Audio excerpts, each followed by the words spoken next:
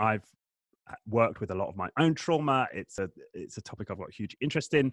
But I'm aware, like for some people out there, maybe it's useful to start with a definition of trauma, and what brought you to this topic.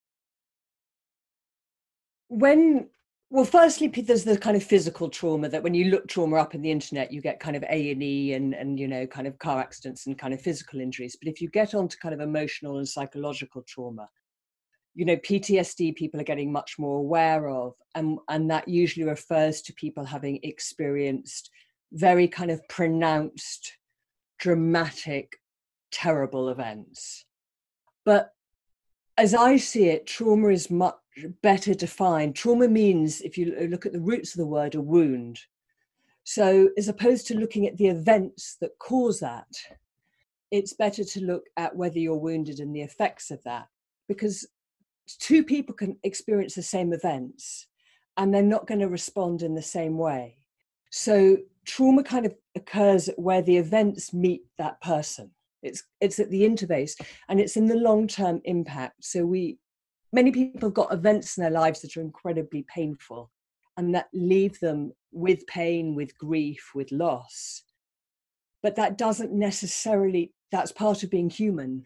That doesn't necessarily turn into trauma. Whether an event turns into trauma is about whether it starts shunting us onto a different pathway, shunting us onto responding to ourselves, to other people, to the world in a different way.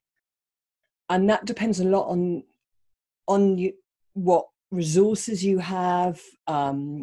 If you've got really good kind of grounding, emotional grounding, if you've had kind of great childhood and then something happens, you're much more less likely to get shunted off course than if things have been very difficult early on. It depends on the support you have at the time. It's a bit like when you break something. I've had two kind of injuries. So I've ripped an Achilles tendon, which is potentially would have, if it hadn't been treated, would have left me really, really compromised. I'd have, never walked properly again. But it was treated and I barely have any effect of it. I also, unbeknownst to me, at some point in my life, ripped one of the ligaments in my knee completely.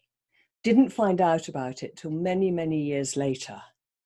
And because at the time, whenever it happened, it wasn't so painful that I got it treated. And I could keep going. I ran a half marathon. I did various things.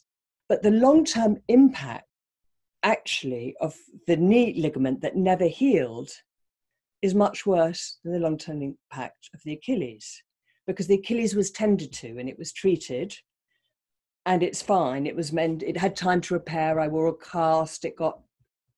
I did exercises to help strengthen it. You had the resources to deal with it. I had the resources to deal with it. With the anterior cruciate ligament in my knee, I just took painkiller. I think it happened on a skiing trip because I remember something that was very painful on a skiing trip, but it was fantastic skiing. I was very young. It was most comfortable in a ski boot. And I took a lot of Nurofen and painkillers and hobbled on. But it meant 30 years later, my back was absolutely stuffed because I'd slightly twisted out of shape. And trauma is that twisting out of shape. It's when the wound isn't tended to. And as a result, we twist out of shape psychologically. We twist out of shape emotionally. So trauma is in what happens to us. It's in the resources we have to meet it, and it's in what happens afterwards of how that injury is tended to afterwards. And so it's best defined really by its impact, by the impact on us rather than by the events. Right. The original events. Yeah. And so in your definition, it shunts us off course, or it sends us onto a different pathway, a different track. That defines it as a trauma.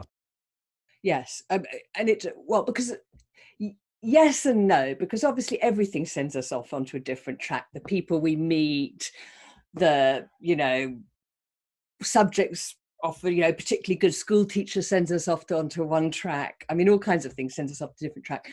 But it sends us off onto a track that is then what I call a trauma world, into this kind of altered reality that is built around our wounds. So it sends us off onto a track where we've got more fear, not necessarily conscious. We're not always aware of fear. So, you know, when you and I are crossing a road, we're not aware that fear is stopping us from stepping out until the lights go red.